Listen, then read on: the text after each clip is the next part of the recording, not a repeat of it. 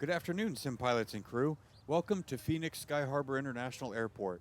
We are positioned at Terminal 3, Gate 19.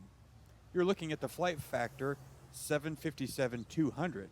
Today, we will be simming Delta Airlines Flight 423, service to JFK. Our estimated flight time is approximately 4 hours. Okay, everyone, welcome to the flight deck. Here we are. We're a little bit early, roughly an hour before our scheduled departure. That's to give me time to kind of talk through this, show you different things as we're pre-flighting the aircraft and preparing it for our trip today. So first, we're going to go ahead and turn on the battery, standby power on. We do have ground power plugged in. If we go over here, we have our ground power unit in. I'll set our passenger. Actually, we'll do that now while we're in here. What you can't see is I do have a sim brief already loaded up, so that's where I'm going to pull my measurement data from. Looks like we have 170 passengers today, 0 cargo. Fuel for our scheduled flight. Our block fuel is 37,587, so that'll be 37.6. Put that one in there. Cargo, that was 0.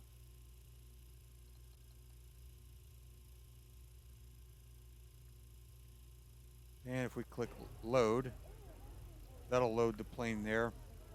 We're in gate configuration. That'll let them board. Got our chocks on. Again, ground power unit and fuel. If we go over and look here, we should start seeing fuel go in.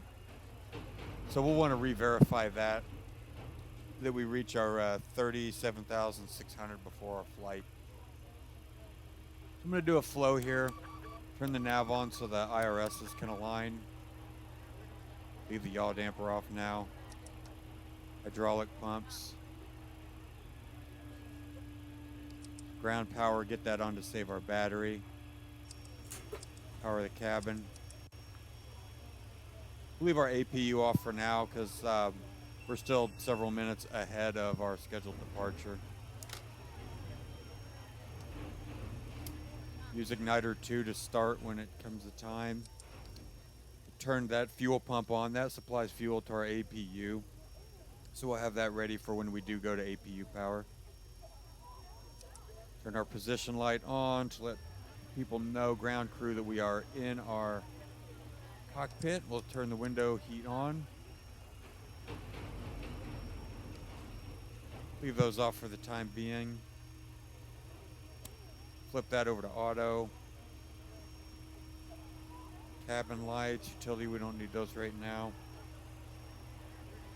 Trim air, we'll turn these on, get our flight deck and cabin to a comfortable level, comfortable temperature. It's not hot in Phoenix right now, but it is definitely cooler than normal.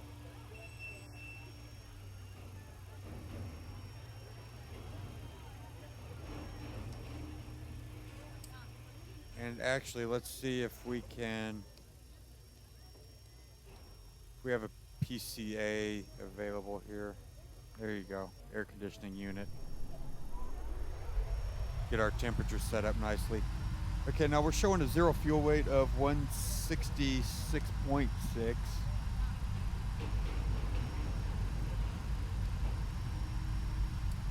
I'm showing, according to my sim brief, 171.6. So we have a slight discrepancy probably between the passenger weight and the cargo weight. That's okay. This is sim, not real life, so we'll be okay. Showing a takeoff weight of 208.7 on sim brief, and we're showing 204.1. So we're actually a little bit lighter. That's all right. And we've prepared our overhead panel. So what I'm going to do now is just pause. We'll take a break, go to the FMC. Let's see how long we have till this thing aligns. Okay, we have 6 minutes left until this aligns. If you move over to the switch over to the full right, it shows your IRS how long till it aligns. So we'll take a break there. I'll come back when it's aligned. I'm going to go ahead and prepare the center pedestal a little bit. And then after that, we'll go through the FMC. So I wanted to run through with you guys about what I've just done. We've got about 1 minute until the IRS completes alignment. You can speed this up over here on the tab. But I did go through, I pulled ATIS. We're dialed up here. Phoenix Sky Harbor INTL information Golf. So I'll turn that off right now. Set the altimeter. Ran through, I set our landing altitude is Sky Harbor here in the event that we have an emergency and need to come back. So that'll automatically do our pressurization. And I set a squawk, just threw it in standby there. Did a couple other, what else did I do? I was using the charts. I don't want to show the chart because I haven't figured out how to overlay it, and it still has my personal account information set up there, so I don't want to really show that. Okay, so our IRSs are aligned now. Go ahead and flick on the yaw damper. So we'll go FMC. This is going to be setting up our flight management computer. This aircraft for Delta, we do have the Pratt & Whitney engines, the flight factor. You can also have the Rolls-Royce RB211s. So I fly that with American because they use those engines. I'm not sure, but I believe almost exclusively Delta has the Pratts. So I'm just going to steal our GPS clear from our scratch pad. So now we see on our HSI we've got a location. We are at, actually I think I can pop this out and then type, yeah. So KPHX. Our origin will be Sky Harbor. We're going to depart runway 7 left. I actually work at Sky Harbor, and it's our primary departure runway. They try and use the northernmost and southernmost, the 826 and 7 right and 25 left for arrivals. Our flight will be going to JFK.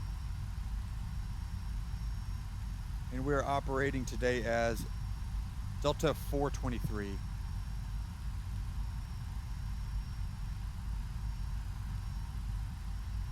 going to go ahead and activate that anyway. I don't believe in the real world they do that. I think there's checks and balances of who does what. So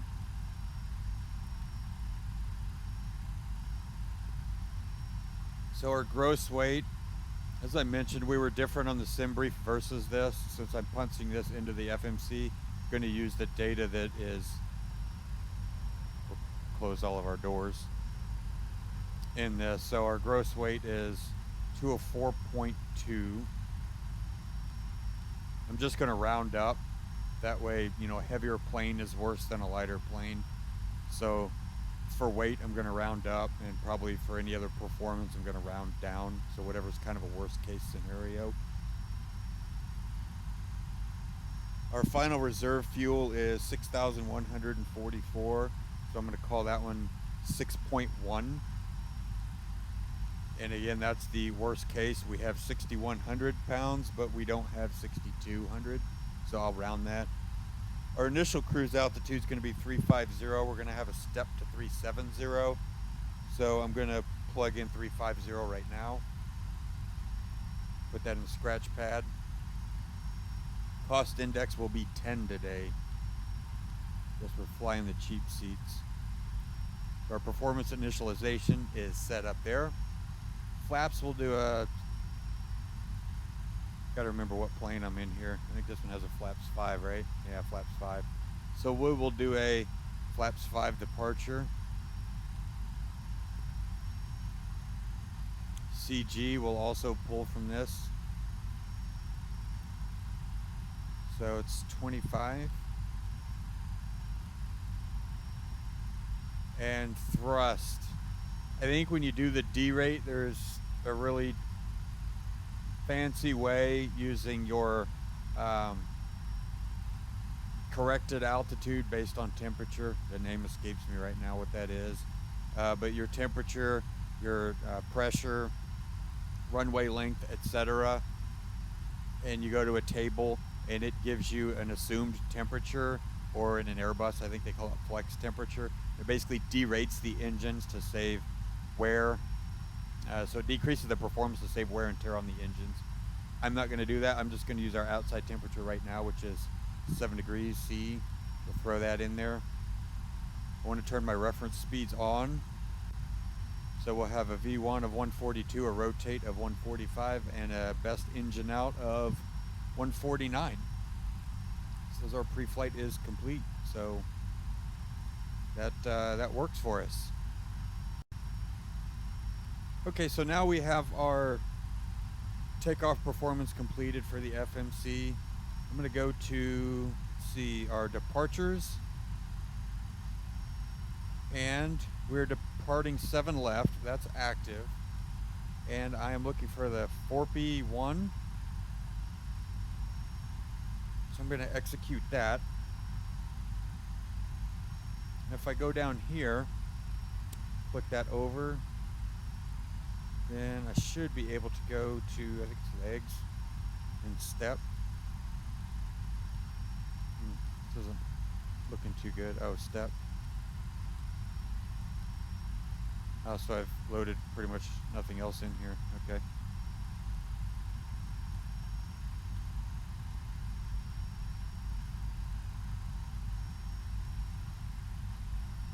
Interesting. So let's go back in here. 4P1. Yeah, 7 left. And then Maxo transition, I believe. Gotta look back at my sim brief. Yeah, the Maxo transition. Execute. Let's see how that looks. Okay, yeah. So here we go. So now we've loaded this into our FMC. I'm going to pull up, I've got another laptop over here. So I'm gonna pull up my sim brief and the correction, not sim brief, Navigraph. Take a look at what we've got here. So we are departing 7 left. So it's climb heading 078 to 1635. 078 to 1635. That's good. Then direct Sparky, then left turn direct 4P. So Sparky, 4P. And it looks like Leiluz, St. John, Maxo. Leiluz, St. John. Oh yeah, Joshua maybe. Maxo. So this looks good.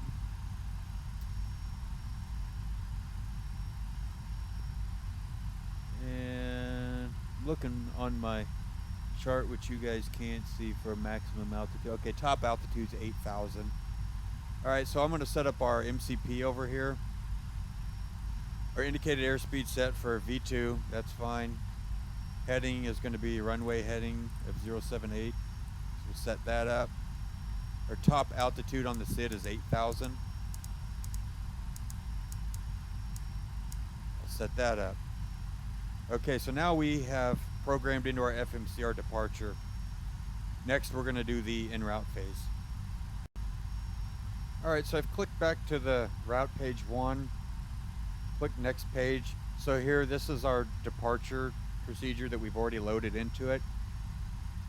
So next, I'm looking back over at my sim brief. So we've gone to Maxo. Then we're going to go direct Alpha Charlie Hotel.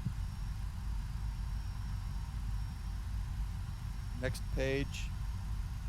Then via J231. J231 Airway. LBL. I'm just reading the routing off here and punching it in. I'm not looking at my Navigraph charts or anything. Of course, the LBL is a 3 letters, so that's a VOR. The 5 letters are usually like RNAV or GNS waypoints. So J231 to LBL, J134 to BUM,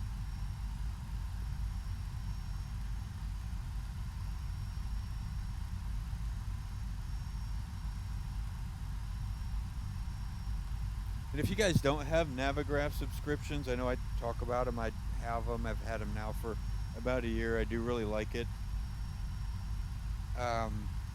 You can go to skyvector.com is a great website, and they have the different chart overlays, and you can look up. And X-Plane 11, if you're on it, it does a good enough job with its default scenery, which is what we have here, or what I'll be flying with. It does a good job of where you can actually VFR navigate with the default scenery in it. I'm going to quit talking and actually punch these in. So our next one is Direct Kilo India 570. Oh.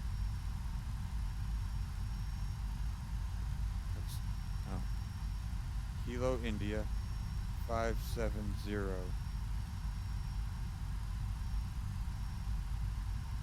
Oh, maybe is it 570?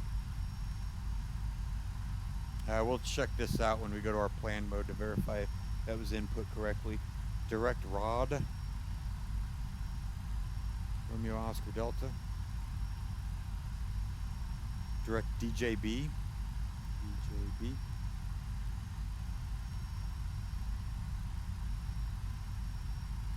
JHW.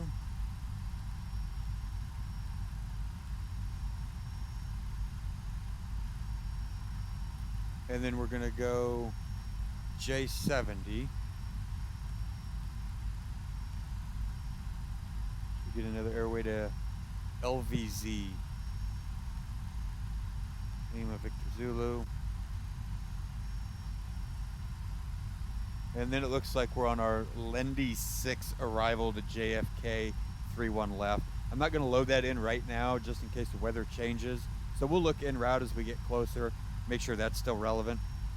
If it is, then we'll load it if something changes with the runway, or I haven't looked at the Lendy 6, so I don't know if that's a feeder for every runway there or if it's a specific runway. Some of the stars or standardized terminal arrival routes are set up for an entire airport. Some of them are for specific runways, so we'll take a look.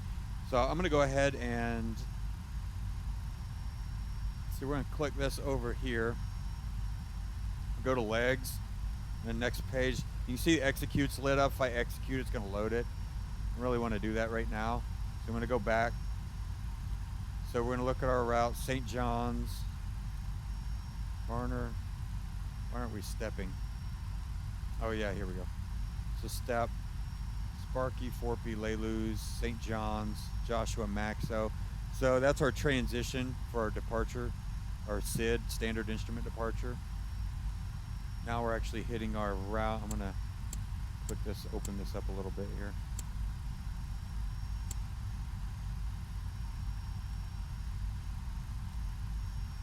ICT, that's Wichita.